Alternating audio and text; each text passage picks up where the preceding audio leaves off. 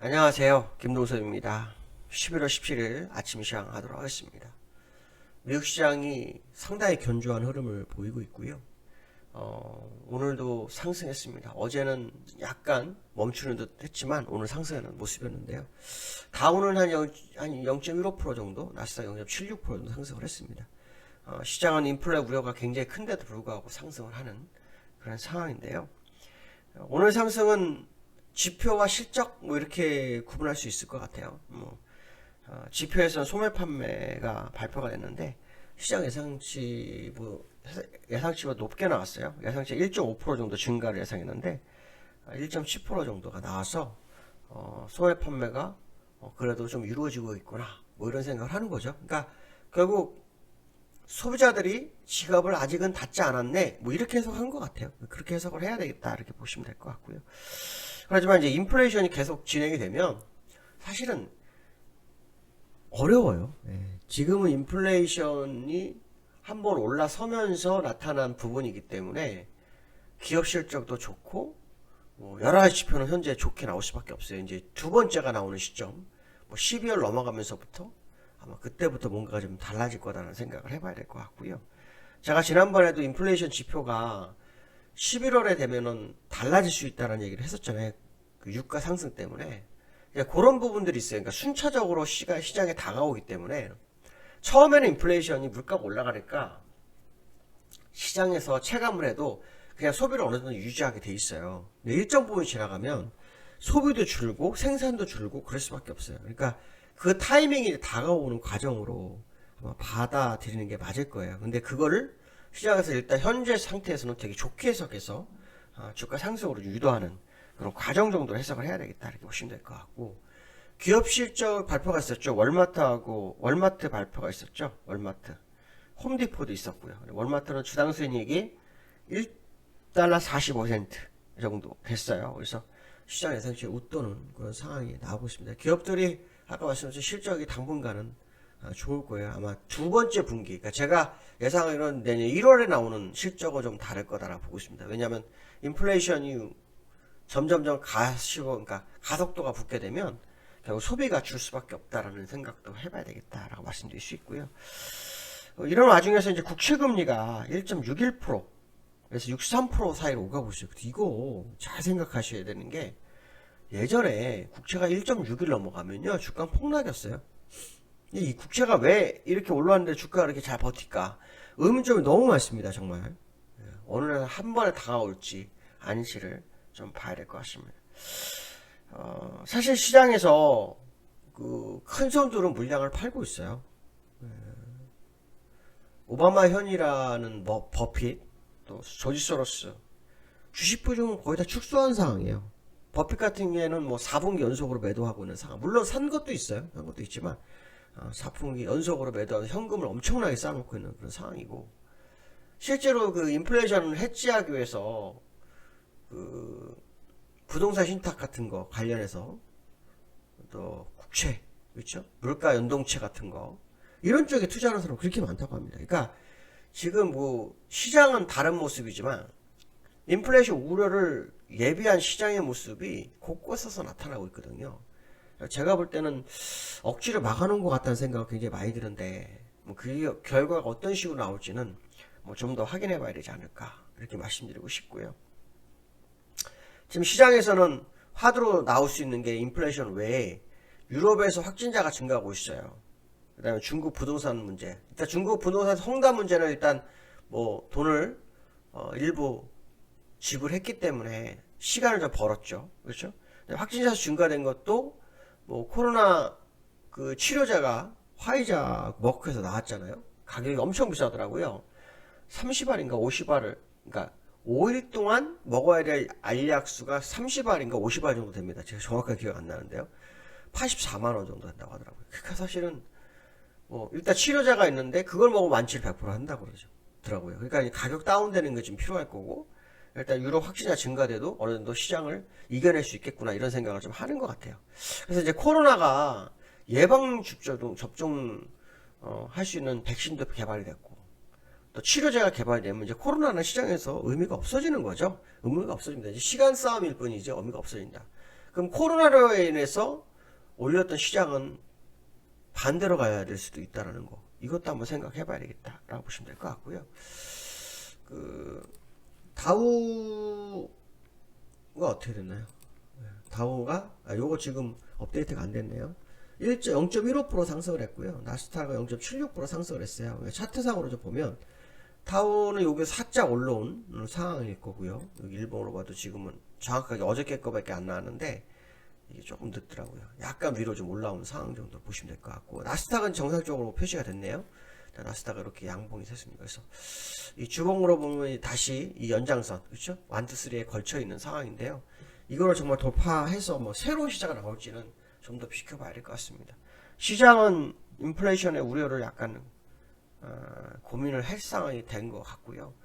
그럼 어저께 뉴스 제가 하나 올려드렸지만 레리 서머스가 뭐 승리 뭐 이런 식으로 뉴스가 하나 나오고 계셨는데, 그게 이제 제가 얘기했던 얘기예요. 결국 뭐 미국이 금리 인상을 굉장히 가파르게 가져갈 수밖에 없는 구조로 가고 있다라는 얘기. 결국 연준이 신뢰를 잃어가고 있다. 뭐 그런 얘기가 있었는데, 어쨌든 지금 연준은 아주 어쩌면 큰 실책을 하고 있는 것일 수도 있겠다는 생각을 한번 해봐야 되겠다라고 말씀드릴 수 있고요. 그 다음에 이제 금값이 오르고 있어요. 급등을 했는데 사실은 뭐 고점을 완벽하게 돌파하거나 그런 건 아닌데, 요 근래 갑자기 금값이 확 뛰고 있어요. 아시겠지만 아까 제가 그런 얘기 했어요. 인플레이션 해지 수단으로 지금 여러 가지 투자가 이루어지고 있다라는 얘기 했잖아요. 그 중에 하나 이제 금값이 되고 있는 것 같은데요. 이 금 차트를 좀 보면 이 주봉이잖아요. 일봉으로 보시면 이제 스트레이트로 지금 오르는데 2주 연속으로 오르고 있잖아요. 지금 요 고점까지 바로 갔는데 얼마 남지 않았습니다. 그래서 이 주봉으로 보시면은 2000불 때까지 갔었잖아요. 그게 언제냐면 작년 8월이에요. 작년 8월까지 거기 갔었죠. 작년 3월에 금리 인하를 했잖아요. 3월부터. 무슨 해지수단이 올랐었는데, 이제 인플레이션이 본격적으로 나오면은 이것도 상당히 갈 수 있지 않을까, 이런 생각을 해봐야 됩니다. 지금까지는 금값이 큰 움직임이 없었어요. 근데 얼마 전부터 인플레이션 관련된 어떤 투자처를 찾고 있는 큰 손들이 많이 느껴지고 있거든요. 특히 비트코인 같은 경우에는 이제 인플레이션이 됐는데 주가가 쌍봉치고 떨어지는 과정이라서 이것도 아마 많이 빠질 확률이 높거든요. 그래서 비트코인이 인플레이션 해지 수단으로 사용되지는 못할 것 같고요. 아마 금, 뭐 물가 연동체, 뭐 또 뭐가 있죠? 뭐 부동산 신탁 관련된 거, 뭐 이런 거 외에는, 그러니까 실물들 외에는 좀 어렵죠.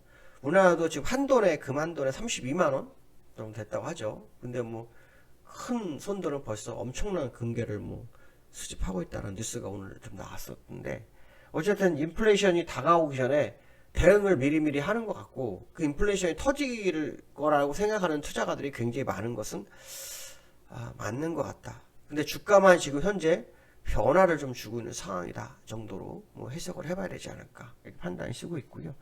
세 번째로는 코스피가 어저께 3,000 넘었었어요. 어저께 코스피가. 어제 코스피 차트를 좀 보면 3,000이 3,011까지 갔다가 종가는 3,000 밑에서 끝났거든요. 근데 이제 시장에서는 이런 얘기를 하죠. 개인들이 매도를 하고 있다. 개인들이 지금 올라올 때 지금 2조 팔았어요. 그러니까 많이 판 것처럼 보이잖아요. 사실은 많이 판 것처럼 보이는데, 그동안 산 거에 비하면 사실 판 거라고도 할 수 없죠. 특히 지금 우리나라 금리 인상하고 대출 조이고 있는 상황에서는 현금을 상환해야 되는 사람 꽤 많을 거예요. 대출 받아서 투자하시는 분들 꽤 많기 때문에. 그런 상황이기 때문에 사실은 지금 개인들이 물량을 줄일 수밖에 없는 거예요. 근데 이 3일 매도한 걸 가지고 뭐 개인들이 매도가 시작됐다 이런 얘기를 하는데, 이걸 사실 작년 1월부터 한번 볼까요? 작년 1월부터 한번 보면 2020년 1월부터 1월 1일부터 한번 볼까요? 개인이 산 게 119조예요. 119조. 2년 그러니까 작년 1월 1일부터 지금 어제 16일까지 119조를 샀어요. 119조. 그러니까 전 티도 안 나는 거예요. 지금 파는 게 티도 안 나는 거예요. 적어도 한 20조 이상 나와야 개인이 급한 매물 나갔구나. 급한 매물이 제가 볼 때는 10조에서 20조 사이일 거라고 보거든요. 그러니까 금리 인상하고 대출 조이면서 급하게 돈을 일단 회수해야 되는 돈이 그 정도 될 거라고 봐요. 그러니까 당분간은 매도가 계속 나올 소지가 굉장히 크다. 그걸 이제 외인하고 기관이 얼마나 받아가느냐 싸움이 될 건데 그것도 아닐 수 있어요. 왜냐하면 기술적으로 보면 지금 2,900의 지지력을 좀 보이려고 굉장히 노력을 많이 하잖아요. 근데 이게 지금 금리 인상 한 번밖에 안 왔다는 거예요. 금리 인상이 지금 11월 25일 날 또 될 확률이 굉장히 높아지고 있는데 물론 KDI에서는 빠르다라고 자꾸 태클을 걸지만 저는 절대 빠르다고 생각 안 해요. 만약에 금리 인상을 올해 초에 했다면 우리나라 인플레이션이 3.2가 안 됐을 거예요. 2%? 됐겠지, 2%. 우리나라 3.2%대인데도 불구하고 금리 인상하는데 미국은 6%대인데도 금리 인상을 안 하고 있어요. 이건 뭔가 잘못된 거죠. 그러니까 미국은 지금 한번 터지게 되면 연준이 아마 해결하기 힘들 거예요. 인플레이션을 다시 잡는데 걸리지. 인플레이션을 회복시키는데 2년이 걸리는데 인플레이션 저기 10년이 걸렸잖아요. 2%에서 그러니까 2%까지 올리는데 10년이 걸렸어요. 근데 이번에는 작년에 코로나 터져갖고 0.1%까지 갔다가 다시 2% 되는데 걸리는 시간이 3개월밖에 안 걸렸어요. 되게 신기한 케이스죠. 그게 뭐냐면 거품이 이제 터지기 시작한 거예요. 그러더니 갑자기 5%대를 한 6, 7개월 버티다가 6%대에 갔단 말이에요. 근데 우리나라 3%대인다 불구하고 금리 인상하는데 미국 6%대도 안 하고 있다는 거죠. 결국 이 얘기 무슨 말이냐면 거품이 터져가지고 다시 거품을 2%대에 떨어뜨리는데 시간이 엄청 걸릴 수 있다는 거죠. 그게 무슨 말이냐면 금리 인상하면서 해도 인플레이션이 가라앉지 않게 되면 부양책을 못 할 거라는 거죠. 미국은. 그냥 그 상태에서 주가만 그냥 스트레이트로 떨어지는 상황이 연출될 수도 있다는 거예요. 그러니까 이거는 그냥 지나칠 상황이 아닌데 자꾸 시장은 아니라고 합니다. 이게 아마 약간 시간을 늦추고 빠져나가고 뭐 그런 상황일 수도 있겠다는 생각이 드는데 물론 이건 개인적 생각입니다. 틀릴 수 있습니다. 그러나 분명한 것은 뭐냐면 인플레이션이 과하게 진행되고 있는 것은 사실이다라는 거. 그렇다면 결국 국내장도 개인의 매도세는 결국 대출 조임으로 인한 현상 정도로 보는 게 맞지 본격적인 매도 국면으로 보는 것은 좀 아니지 않느냐 뭐 이런 생각도 해봐야 될 것 같습니다. 오늘 여기까지 하겠습니다.